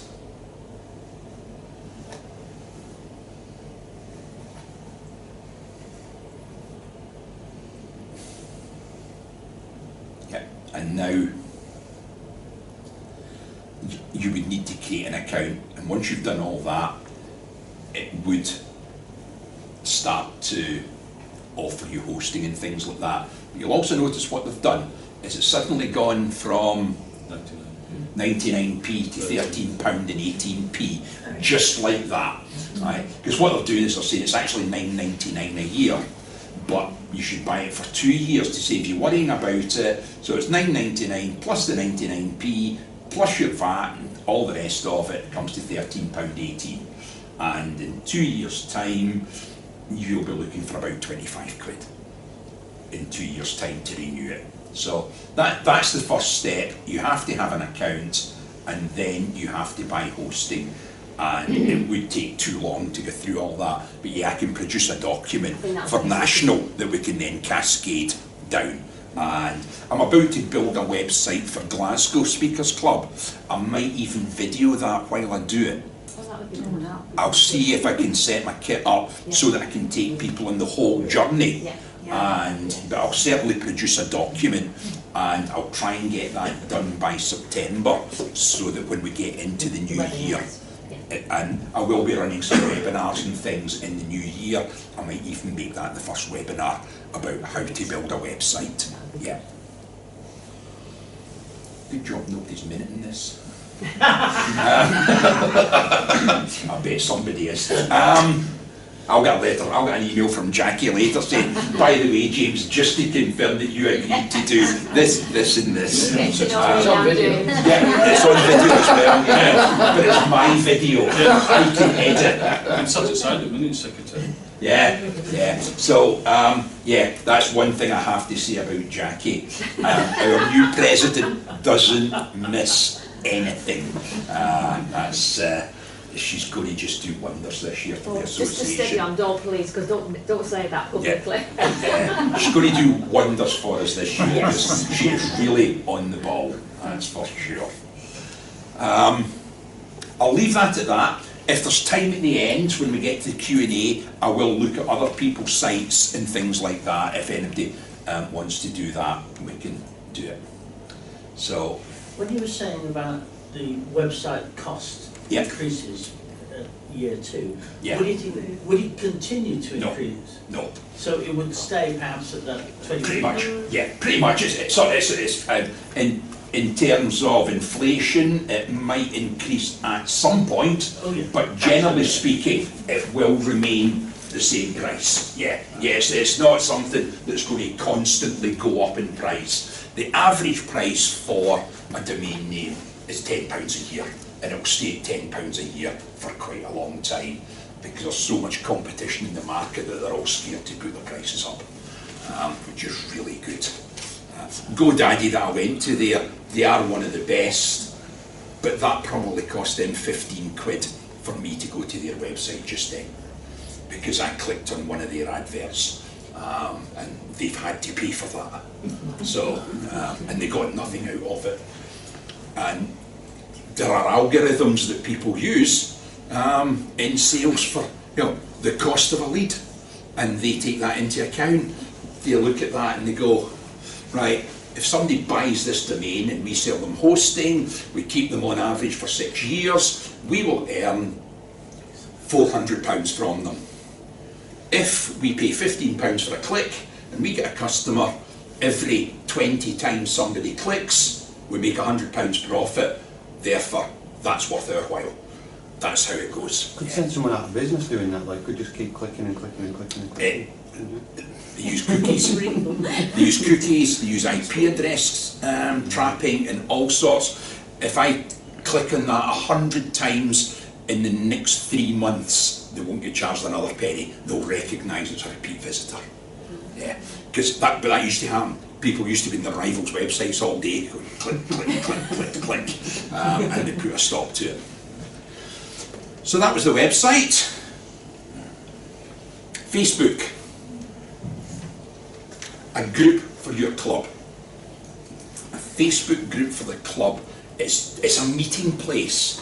It's the place where after every meeting there should be a post as soon as possible after a meeting. Get somebody that goes into that group and says, this is what happened at the meeting tonight, and mention people by name if you can, especially guests. If you mention a guest by name, get connected to them in Facebook, they'll get tagged in it and they'll come there and they'll say, didn't our guest do well answering that topic?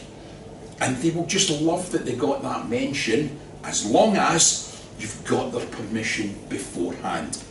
Absolutely vital that everybody that's at a meeting agrees to being videoed, being photographed, being talked about. Under GDPR, technically, your visitors book should be kept in a locked cabinet after the meeting now. I'm not sure how many people are going to do that, but them's the rules. It does say it has to be kept in a secure location. You do need to make visitors aware that, and we have at one of my Toastmasters club, they take a group photograph at the end of every single meeting and it gets put on Facebook that night or the following morning, without fail. But we always say, if you don't want to be in the photograph, step out. I haven't a clue how to put things on Facebook. Yep. I'm on Facebook, yep, and I look at things through my Facebook. Haven't a clue how to go about putting something on it. We'll be there in just a couple of minutes. So a group for the club, and it's where discussions can take place. You can put the same blog into your Facebook group that you put on your website, but people have got less tolerance on Facebook. Once it gets to more, people go, meh. 3-4 lines is really all you want, because what you're looking for in your Facebook group is not information. You're looking for discussion, you're looking for engagement, you're looking for people to go in there and have a chat about what happened the night before. It's called social media, and that's the idea of it, is that people go in there and they chat.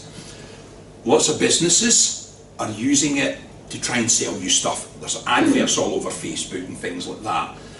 But most people, it's working, but most people ignore them because it's not for you. And you just go on and do your own thing and you just scroll past the adverts. But social, simple posts, thanks to George for bringing the homemade scones. That's all it takes. And you will get people going back, yeah, they were delicious, I hope he's bringing them the next time. And all of a sudden you've got a conversation going. But if you put a blog that says, well, the meeting started on time last night, wasn't that good? And then we had a speech by Susan where she talked about her experiences while trekking through the wilds of Widnes. People are just going to switch off. So keep it short, keep it snappy. And information, there are groups and there are pages on Facebook. Really, a club should have both. But the page, meeting place, time, date, and you just add information every so often. Tonight's meeting is at, or there's an area meeting at, whatever. It's really more about information. And presumably then, James, you can delete stuff from that information page. Yes. Fine. Yes. Yeah, and likewise in the group admins can delete stuff, and people can delete their own posts, but you cannot delete someone else's post unless you're an admin. So if somebody posts something a bit negative, a bit naughty about a meeting, only the admin or the person that posted it could remove that. And likewise with the page admin has to remove anything that's there. Lots of photos and member interaction. People love photos. They absolutely love them. You quite often see these viral posts saying, oh, I wonder how many people are going to respond to a post without a photograph. People love photographs. Catches the eye, sucks people in. Excuse me, are these groups not closed so that only members of that particular group can see? It's a choice. Because unless you've joined the group, you can't see it if it's closed. If it's closed. No, if it's... There's three levels of groups. Public groups, closed groups, and secret groups. Public group, anyone can join and anyone can see it. And I would suggest that that's where you want your group to be. Because what's the point in having a group if nobody can join it unless they get invited by somebody, you know, or we've closed it. Sudbury Club have closed their group and you have to apply for permission to join it. I might want to join somebody else's group, another ASC group. So I would suggest that they are public groups. A closed group, anyone can see it, but they can't post it. So they can find the group, they can see it, they can read it, but they can't post it. In a secret group, nobody can see it, so nobody can post into it. And I'm a member of 3 secret groups. One's a group for the Professional Speaking Associations Committee, where we hold committee discussions. So nobody else can see it, nobody can find it, nobody knows what we're doing. We just have to be, we still have to be careful that we don't say anything untoward about anybody, because they might join the committee later and then they would find out what's in the group. So, and I'm a member of 2 mastermind groups. And in those mastermind groups, we discuss things that are very sensitive. And consequently, we wouldn't want anybody else to see that, so we use a secret group. But I would suggest that a public group with lots of photos and member interaction, you can have restrictions to joining. You can actually set questions, and you only let people join if they answer those questions. And you can set it so that anybody can join, you can set it so that people have to apply to join. So somebody might come along and say, oh, I'd like to join this group. And you would get a message that says, so-and-so wants to join the group.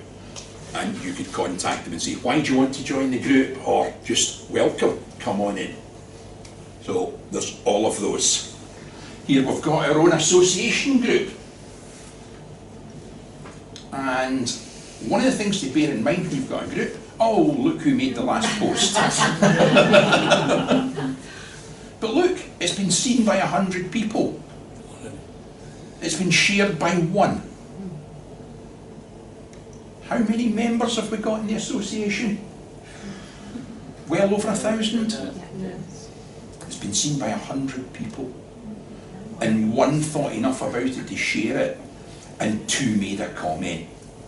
That's really quite dire, and that's one of the things that I want to change by encouraging people to use social media. Now, that's a question though. Should we all be powering numbers, having one Facebook group for everybody, rather than us all trying to? No, no. We have got this group for the association. Yeah, so that's great, and there is power in numbers, and we should all be going into that group. But we should still have our local groups, because it doesn't dilute it. If anything, it improves it. But we should all be members of other clubs' groups. You know, especially if it's clubs in your area and they've got groups. We should all be in there. We should all be communicating. Is that an open group? What? Is that an open group? as a public group. Yeah, it's a public group. Yeah.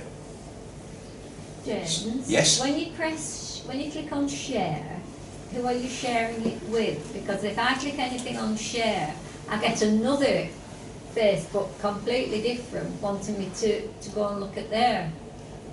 Because it says this is something similar to what you're looking at. Yeah, now if I click on share here, yeah, I get options. It says share now, public. That means all my LinkedIn, my Facebook connections will see that. Yeah. And it's as simple as that. So if I do that, that's been shared to my timeline.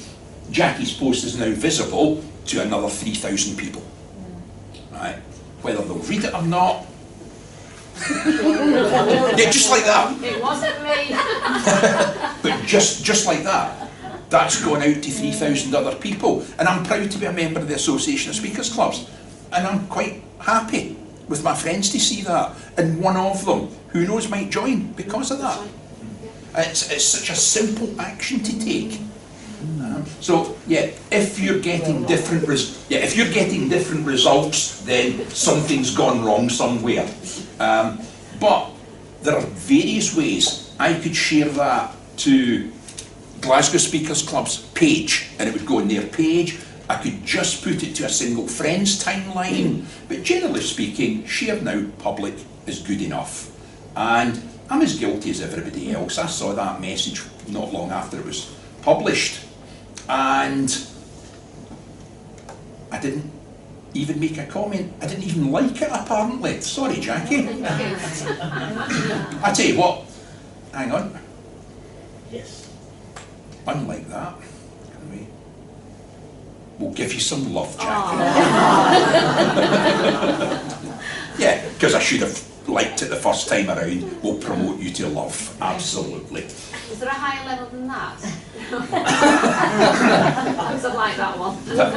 That very much depends. Okay, so. But look. Isn't that a brilliant picture to have there? Yeah. That just sucks people straight in, and that's what we need to see on our Facebook groups. And they're so easy to manage. And once it's set up, and it doesn't take much to set it up, and there's Paul Taylor struggling with your confidence when speaking, wanting to, yeah, he's just done a huge advert in there.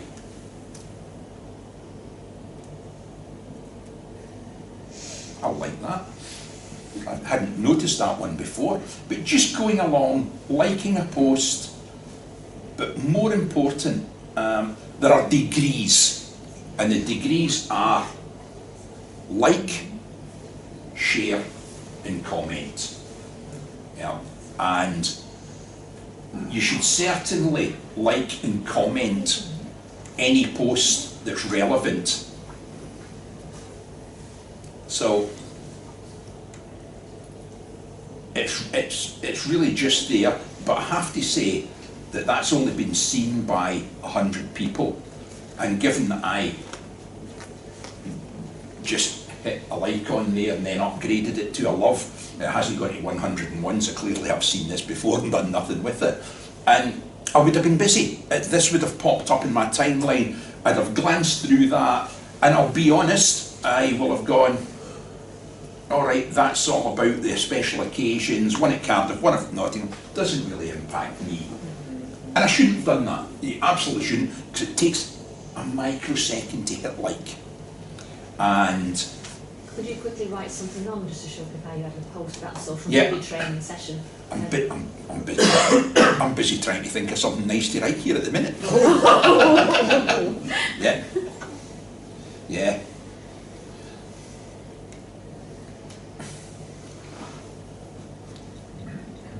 So, yeah, and it's so easy to just go and comment.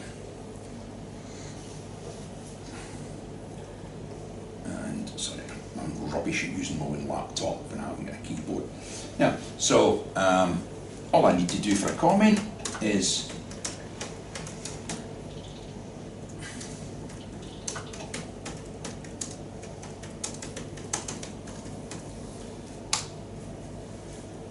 takes no time to do that kind of stuff.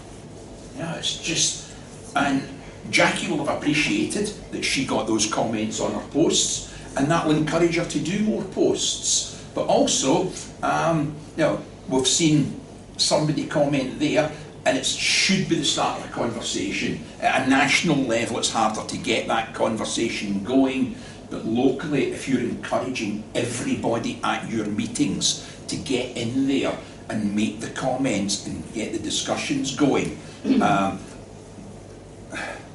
There's some groups that I'm a member of that I'm actually an administrator for, and I quite often get things popping up like that, which, I'll stop it, that say, your post is doing well, would you like to boost it? You can pay money to boost the post for more people to see it. But when you start to see that message, you think, Facebook think this post is doing well. And that's because there's interaction. So it's all about interaction. What was your club's group again? That was supposed to have liked? Oh, it's not a group, we just have a page. Page. Stockport Ladies. Yeah, okay. Don't really want to click in the home button for my own Facebook page. God knows what will be on it. Well, it's Father's Day, whoopee. I've got no kids and my dad's dead. That's really insensitive.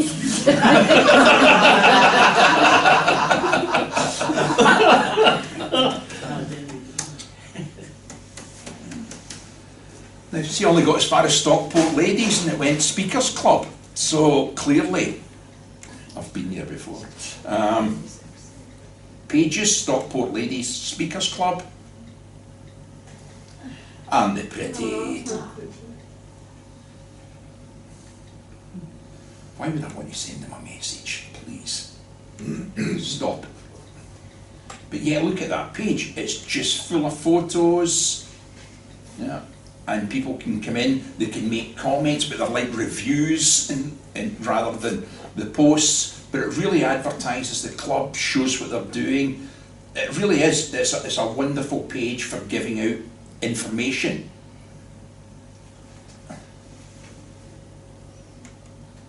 There you are. I've liked it. Tell Claire should be. Yeah, and because I liked it, I'm now following it, so I'll get any updates that happen from that page. So if you've got a page, make sure your members like it, but have a group as well, so that people can get the discussions, but keep updating both. Okay. Rid of that.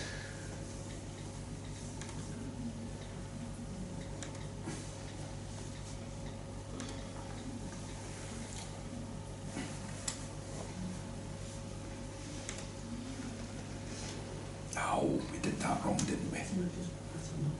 Hit the wrong button.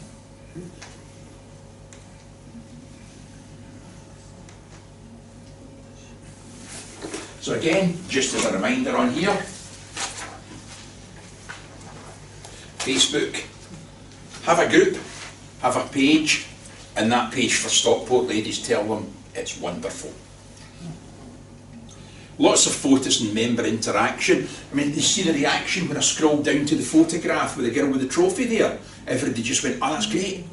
That's all it takes to get that interaction going. It's really, really simple stuff that we're just not doing, that we need to do much, much more of. Twitter. As I say, I'm not going to go heavily into Twitter.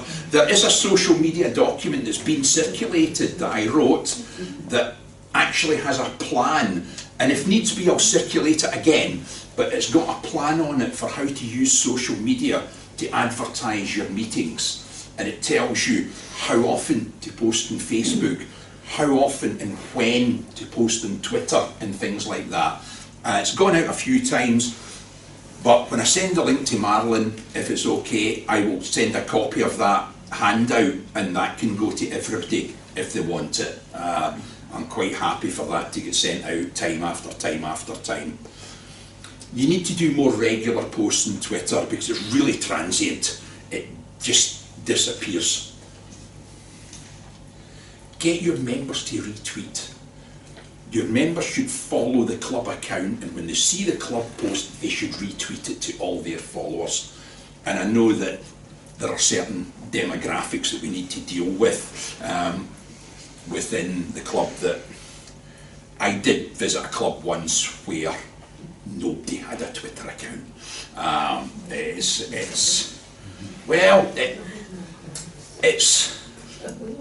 Twitter has a certain market, and there's a certain type of person that relishes in Twitter.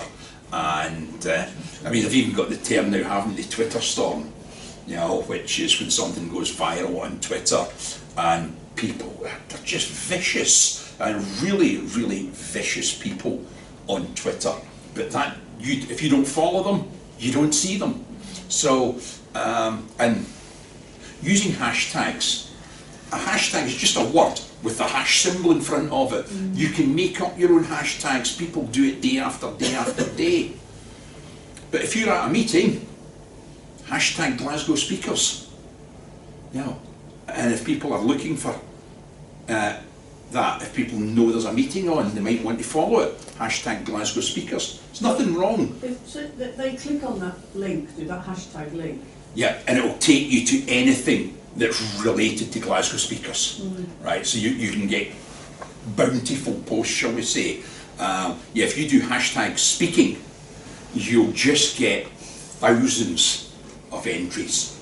But if somebody knows there's a meeting on and you use hashtag Stockport Ladies, if the ones that couldn't make the meeting, I've got a Twitter feed on. If people tweet within the meeting. And we need to get away from this straight-laced behaviour that we see at meetings. You know, where it's only 4 years ago that I got up to give a speech and got like a poor evaluation because I wasn't wearing a jacket and a tie. Yeah. And we just need to get away from all this straight-laced behaviour. What did I say to you about phones earlier? No, I didn't tell you to turn them off. No. I said, don't turn them off. Do what you want with them. We're all grown-ups, and we need to realise that we're living in a world of grown-ups, and the world has changed around us. And if you take your phone into a meeting and you sit there, pay attention to the speakers, of course you do. But for those who are good at Twitter, it takes 15 seconds to go. Brilliant speech from Molly this evening. Hashtag Colchester Speakers. And if somebody's chosen to follow that hashtag that night, they'll go, oh, Molly's given a brilliant speech. But Twitter is for the Twitterati. I've got a document that tells you how to use it to promote your meetings, and I won't go any deeper into that. This hashtag business, I followed a link from an NEC person, and the next thing, it was change of business name, and his business accounts. Yeah. And I thought, I'm sure this person might not have wanted all this to be so public. No, I'm sure he may not have done. That's what the hashtag led me to. Yeah. Yeah, and that's probably because of something that he's got set up. It happens. Because if I do, you know, hashtag James McGinty, and somebody clicks on it, they might turn up onto the James McGinty that's a member of the American National Rifle Association. And in my opinion is at the wrong end of the rifle. But that's another matter. Now, that's one of the dangers of internet and social media, that you cannot own exclusivity in hashtags and things like that. If you've got hashtag NEC, yeah, it might be the National Economic Centre. You don't know what you're going to. So, yeah, different. You do need to look for, we should be using hashtag ASC. If we're wanting to do a hashtag about NEC business, we would do hashtag ASC NEC and try and make it exclusive that way. But if somebody's picked that up for another reason, you will get all that. That's the purpose of the hashtag. And we do have to remember, it's a big wide world with lots of strange people in it.